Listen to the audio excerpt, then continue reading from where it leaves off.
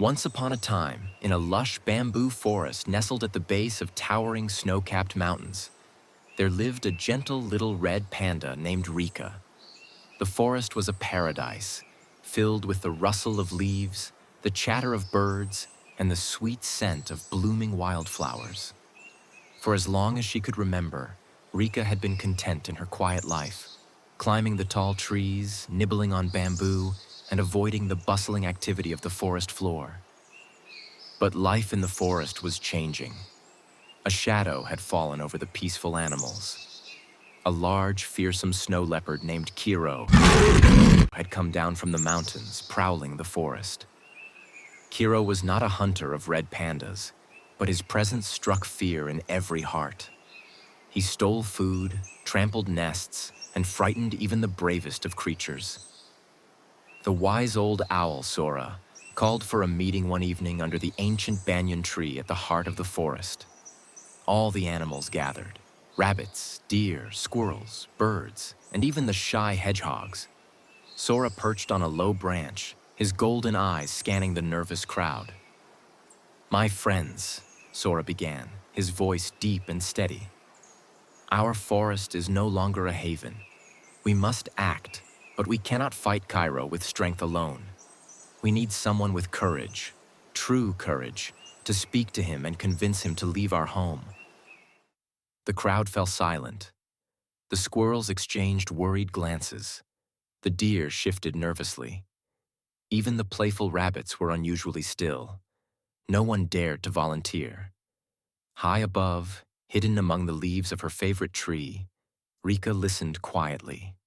She wanted to help, but the very thought of standing before Cairo made her stomach twist in knots. "It's not my place," Rika thought, curling her bushy tail around herself. "I'm just a small red panda. What could I possibly do?" But as she gazed down at the frightened animals, something stirred within her. She saw the rabbits huddling close, the squirrels whispering in fear, and even the brave fox Taro looking uncertain. "If no one else will try, perhaps I must," she whispered to herself, the words trembling like a leaf in the breeze. She thought of her forest, her home, and all the creatures who depended on its peace. Slowly, she climbed down from her tree, her heart pounding with every step. The next morning, with the first light of dawn, Rika set off toward the snowy cliffs where Kiro had made his lair. Her tiny paws trembled as she walked along the forest path, but she didn't turn back. Soon, she met Taro, the clever fox, and Aya, the cheerful sparrow who had heard of her plan. Taro trotted up beside her, his bushy tail swishing. "You're braver than I thought, Rika," he said with a sly grin. "But you shouldn't go alone. Aya and I will come with you. A little courage grows stronger with good company." Rika smiled faintly, her confidence bolstered by their support. Together they ventured deeper into the forest, facing obstacles along the way. At one point, they came to a rushing river, its icy waters swirling with a fierce current. Rika hesitated, staring at the slippery rocks that formed a precarious crossing. But Taro leaped gracefully from stone to stone, showing the way, while Aya chirped encouragement from above.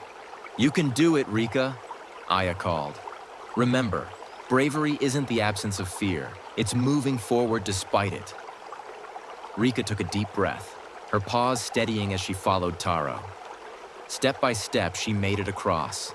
The trio continued, climbing rocky paths and navigating through thick underbrush until they reached the base of the snowy cliffs. The air was crisp and the landscape stark and quiet. They had arrived at Kiro's lair.